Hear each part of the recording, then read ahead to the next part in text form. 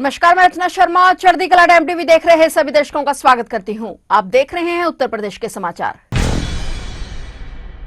उत्तर प्रदेश के सोनभद्र जिले में उस वक्त बड़ा हादसा हो गया जब सीएम योगी एक कार्यक्रम से निकले और उनके जाने के आधे घंटे बाद दिल्ली मारकुंडी खनन क्षेत्र में ड्रिलिंग से मलबा धसक गया। इसमें करीब 15 मजदूरों को दबने की आशंका जताई जा रही है, जबकि 2 मजदूरों की मौत हो गई। वहीं अब भी कई मजदूरों के वहां फंसे होने की आशंका है। एनडीआरएफ और एसडीआरएफ की टीमें मौके पर मौजूद हैं और शव को बरामद कर लिया गया है। बचाव कार्य जारी है। प्रत्यक्षदर्शियों के मुताबिक 15 से अधिक लोग मौके पर काम कर रहे थे और हादसे के वक्त खदान में 9 कंप्रेशर मशीनों से ब्लास्टिंग के लिए होल किया जा रहा था और हादसे के दौरान खलबली मच गई। सूचना पर डीएम, एसपी सहित अन्य अफसर मौके पर पहुंचे।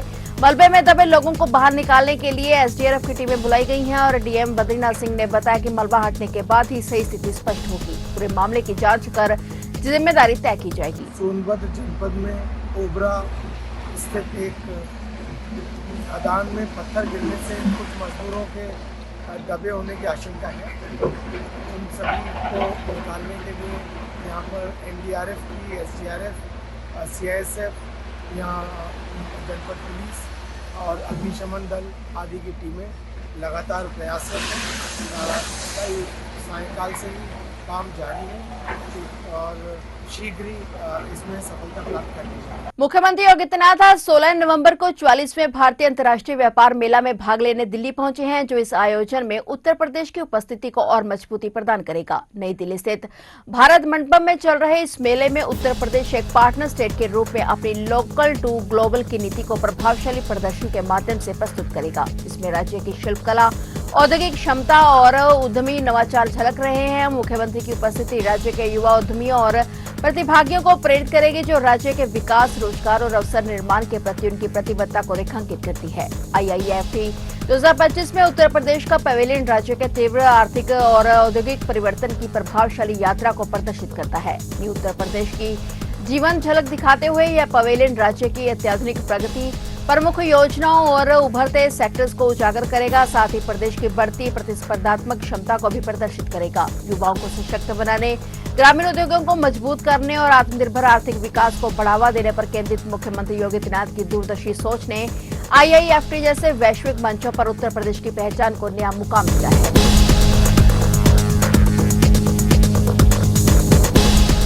मुख्यमंत्री योगी आदित्यनाथ ने आईटी इलेक्ट्रॉनिक्स विभाग की समीक्षा बैठक बुलाई। इसमें कई महत्वपूर्ण निर्णय लिए गए और इस मौके पर सीएम योगी ने कहा कि नई नीति में यूपी में स्टार्टअप कल्चर और आईटी निवेश को नई रफ्तार मिलेगी। मुख्यमंत्री योगी आदित्यनाथ ने प्रदेश में तेजी से विकसित हो रही स्टार्टअप संस्कृति को और मजबूती देने के लिए प्रशिक्षण से लेकर मार्केट लिंकेज तक सभी जरूरतों को समयबद्ध तरीके से पूरा करने के निर्देश दिए। मुख्यमंत्री ने कहा कि युवाओं को नई तकनीक आधारित अर्थव्यवस्था से जोड़ना सरकार की प्राथमिकता है। इसके लिए आईटी और आईटीईएस सेक्टर में प्रायोगिक प्रशिक्षण मॉडल विकसित किए जाएंगे। यान रियल्टी जैसी संस्थाओं के साथ सहयोग बढ़ाया जाएगा। मुख्यमंत्री योगी ने निवेशकों को सरल, पारदर्शी और समयबद्ध अनुमति व्यवस्था प्रदान किए जाने पर जोर देते हुए स्पष्ट कहा कि पात्र निवेशकों को इंसेंटिव के लिए प्रतीक्षा न करनी पड़े। इस संबंध में विभागीय स्तर पर स्पष्ट जवाबदेही तय करने के आदेश दिए गए।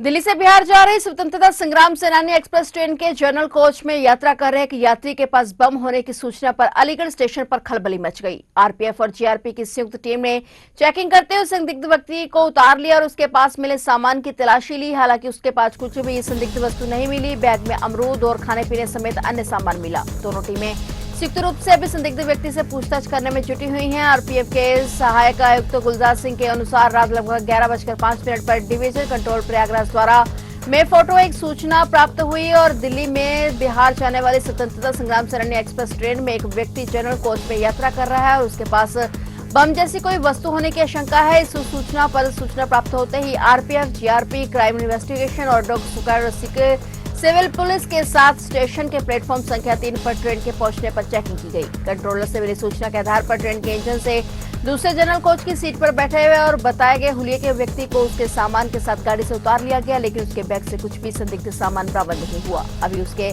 आपराधिक इतिहास की जानकारी के साथ ही उससे पूछताछ की जा रही है।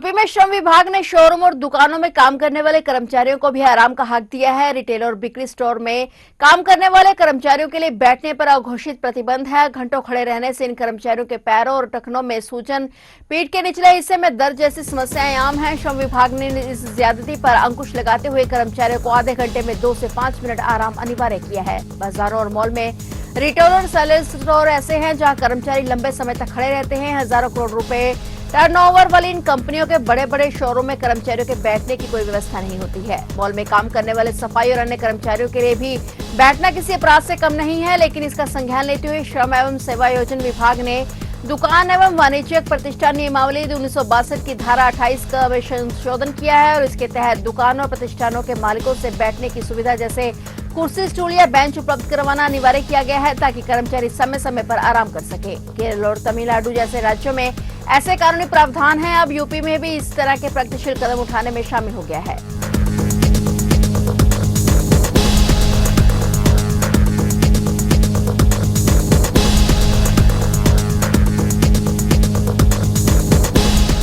यूपी के बहराइच जिले के केसरगंज क्षेत्र में लोधनपुरवा गांव से 3 दिन पहले एक बच्ची को उठाकर ले जाने वाले भेड़िए को वन विभाग के शूटर ने मार गिराया है। वन विभाग के सूत्रों का कहना है कि बृहस्पतिवार सुबह घर के बाहर धूप में खेल रही 4 वर्षीय बच्ची जानवी को भेड़िया उठाकर ले गया था और करीब 1 किलोमीटर दूर नदी के पास भेड़िए के पैरों के निशान मिले थे। वन विभाग की टीम ड्रोन और शूटर तथा विशेषज्ञों के साथ उसकी तलाश में लगी हुई थी। तलाशी अभियान के दौरान एक भेड़िया दिखाई दिया और घटनास्थल से करीब 1 किलोमीटर दूर से पकड़ने की कोशिश की गई और इस बीच वन विभाग के शूटर ने गोली चला दी। गोली लगने से भेड़िए की मौत हो गई। ताजा के मुताबिक मृत वन्यजीव का शव पोस्टमार्टम के लिए भेजा गया है। बहराइच जनपद की केसरगंज एवं महसी तहसील के गांवों में 9 सितंबर से शुरू हुए भेड़ियों के हमले में 6 बच्चों और एक बुजुर्ग के दंपत्ति समेत 8 लोगों की मौत हो चुकी है। सरकारी आंकड़ों के मुताबिक 31 लोग घायल भी हुए हैं। हमलों के बाद 27 सितंबर को मुख्यमंत्री योगी आदित्यनाथ ने यहां पहुंचकर हवाई सर्वेक्षण कर भेड़िए को सुरक्षित पकड़ने और पकड़े ना जाने पर उसे गोली मारने के निर्देश दिए थे। 28 सितंबर से अब तक 3 भेड़िए मारे जा चुके हैं और आज चौथा भेड़िया मारा गया है।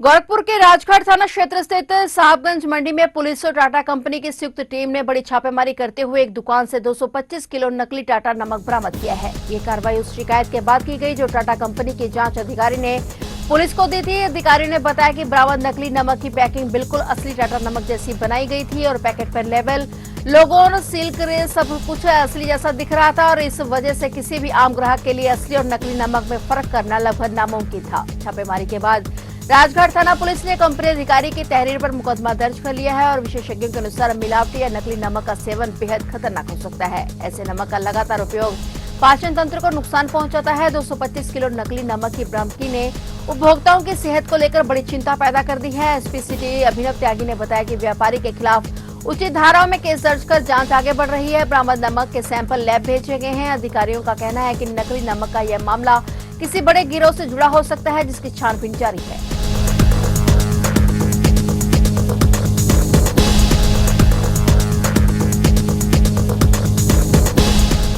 कानपुर गणेश शंकर विद्यार्थी मेमोरियल मेडिकल कॉलेज ने फार्माकोलॉजी विभाग के बोर्ड से डॉक्टर शाहीन सैयद का नाम हटा दिया है। जीएसपीएम ने दिल्ली में लाल किले के पास सोमवार शाम को हुए विस्फोट के मामले की जांच में डॉक्टर शाहीन का नाम सामने आने के बाद यह कदम उठाया है। एक वरिष्ठ अधिकारी ने यह बात कही है। अधिकारी ने बताया कि डॉक्टर शाहीन 1 सितंबर 2012 से 31 दिसंबर 2013 तक फार्माकोलॉजी विभाग के अध्यक्ष रही और उसके बाद डॉक्टर पूजा अग्रवाल ने 1 जनवरी 2014 से यह पद संभाला। दिल्ली पुलिस और आतंकवादी विरोधी दस्ते से मिली जानकारी के बाद यह एहतियात के तौर पर कदम उठाया गया है। अधिकारी ने कहा कि संस्थान ने किसी भी गलत पहचान और प्रतिष्ठा को नुकसान से बचाने के लिए तुरंत कार्रवाई की है। अधिकारी ने कहा कि एटीएस और राष्ट्रीय इन्वेंशन एजेंसी की टीमों ने शुक्रवार और उसके अगले दिन शनिवार को भी जीएसवीएम परिसर का दौरा किया था और फार्माकोलॉजी विभाग में आकर जांच भी की थी और इस पूछताछ के दौरान उन्होंने फिर बाद में यह कदम उठाया।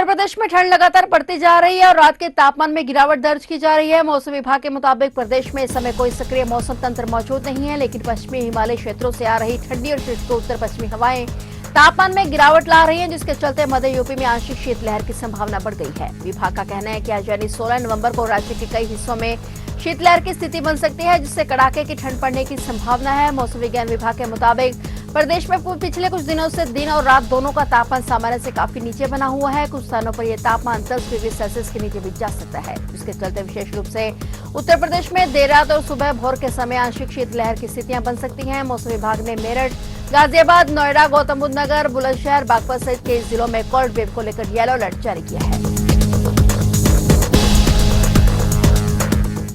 तो आप देख रहे थे उत्तर प्रदेश के समाचार और नए समाचारों के साथ फिर से हाजिर होंगे। तब तक के लिए देखते रहिए चढ़ती कला टाइम टीवी और अब मुझे दीजिए इजाजत। धन्यवाद।